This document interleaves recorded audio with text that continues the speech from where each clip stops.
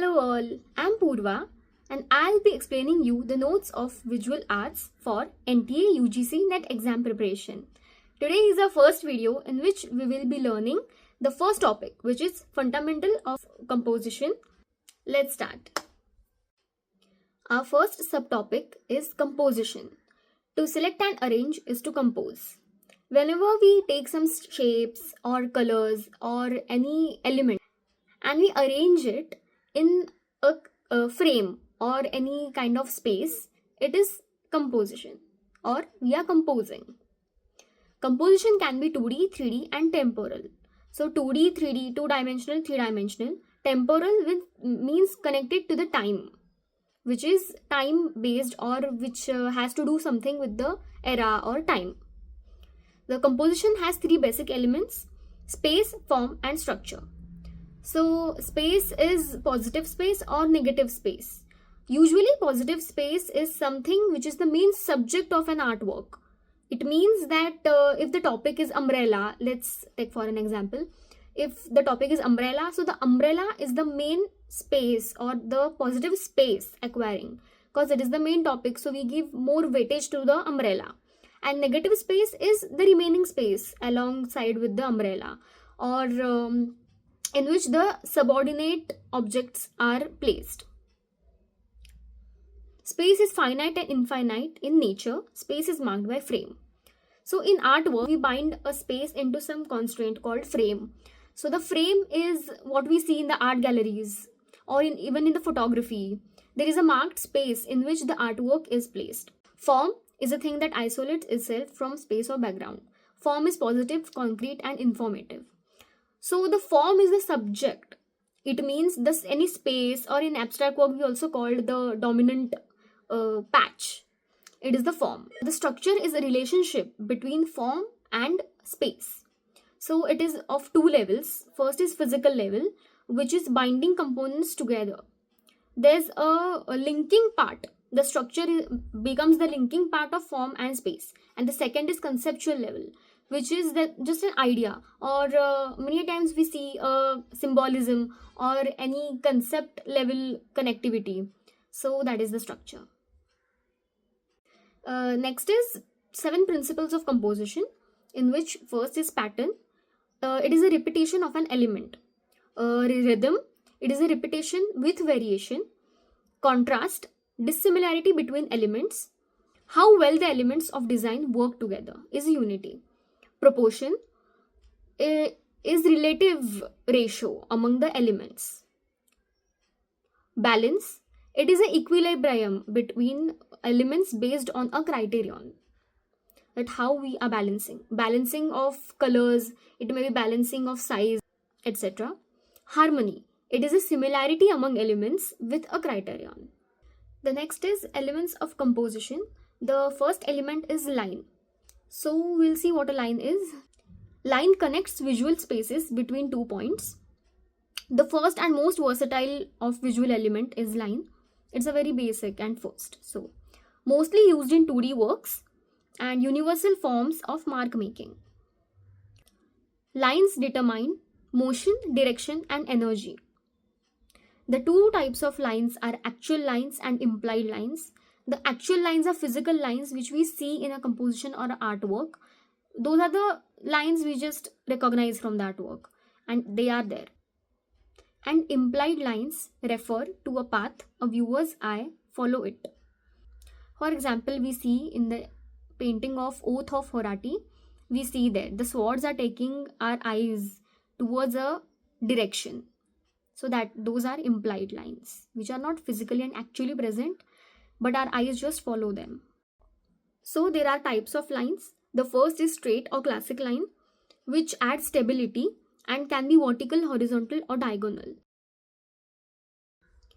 Second is expressive lines, which refers to curved and increased dynamics, following the undetermined path of curves.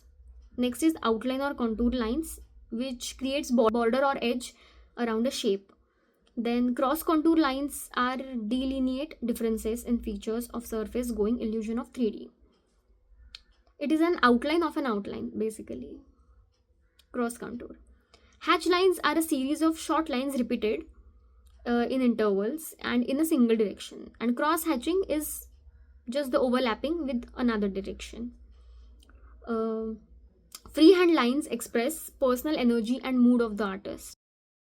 Mechanical lines express rigidity, and continuous lines leads eyes in certain direction, like a wavy line or something. Broken lines, like dotted line or dash dash dash lines, expresses ephemeral, short-lived, or in substance, not strong, solids, large. Thick lines express strength, and thin lines express delicacy. Next is shape and form. Shape is an area in 2D space defined by edges. Shapes are flat in nature and can be geometric.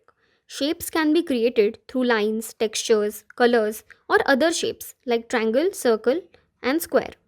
Shapes have length and width. Shape has a volume, which is a space, whether actual or implied, depends on the basis of perception of reality. Form.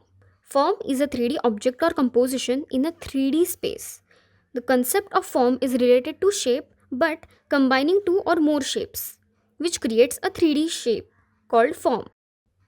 Form has a volume, height, width, and depth.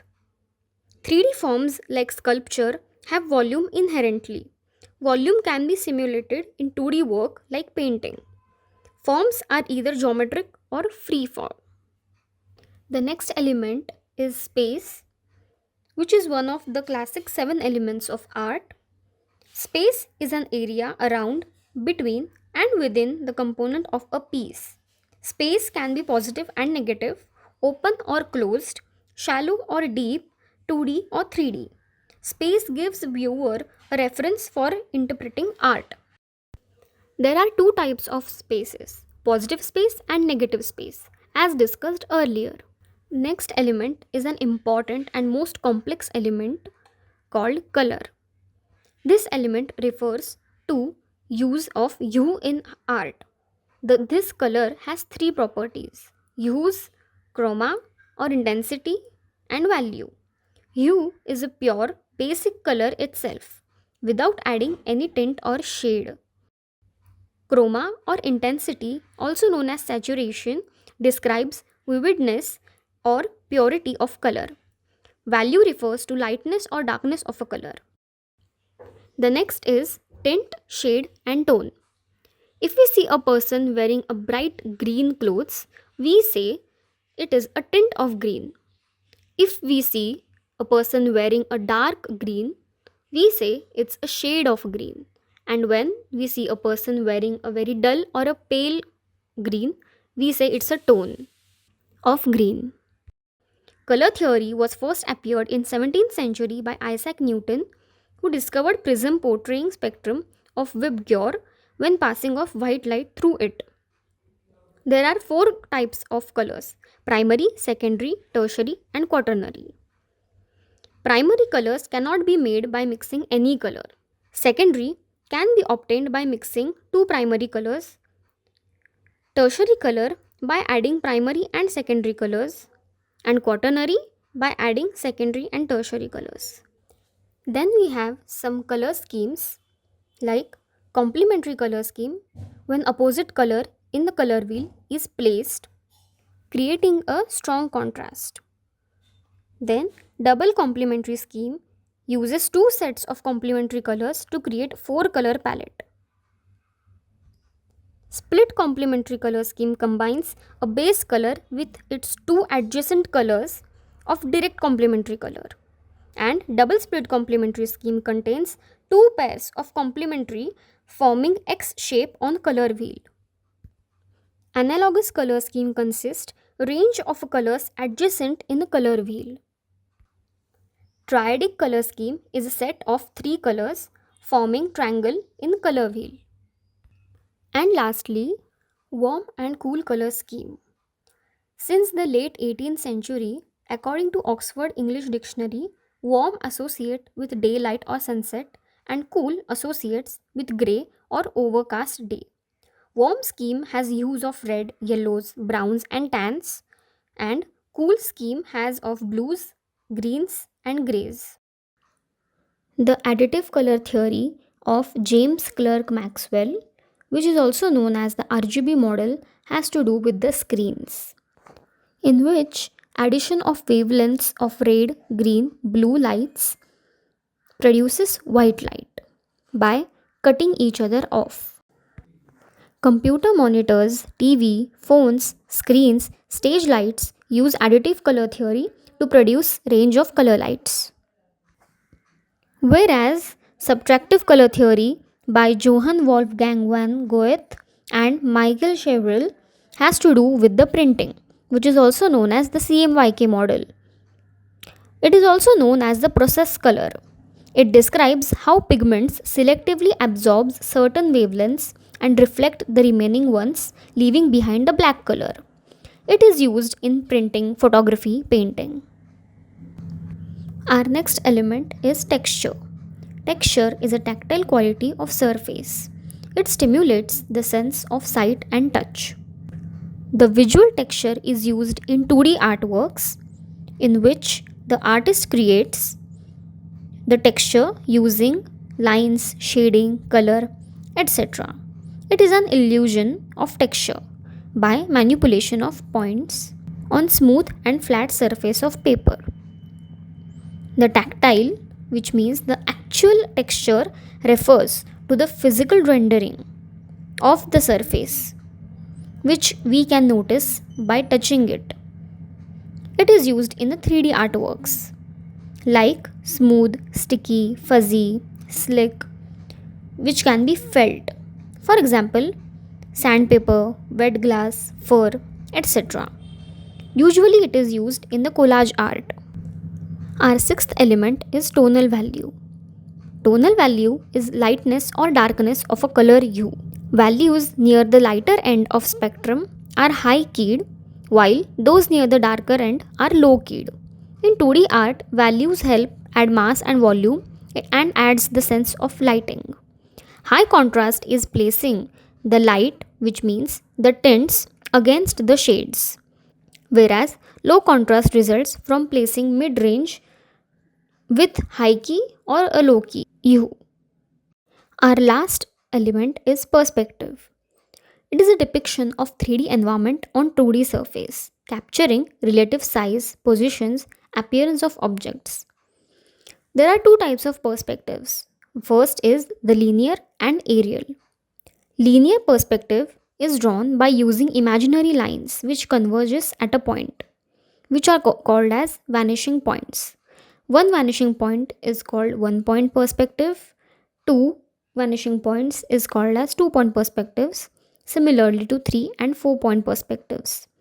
It is usually used in the architectural plan. Aerial perspective is effect of atmosphere on the view of object as they recede into distance. The contrast, value, the saturation and details fade as the distance increases. These following topics are not exactly related to the fine arts and composition, but are related to the digital artworks. You can go through it by just reading, but it's not that important for now. So that's a wrap, and this was our first topic of visual arts. We learned very basic topics and subtopics under this chapter. The next chapter will be various forms of visual arts, which we'll be learning in the next video. See you then. Tata. Thank you for watching.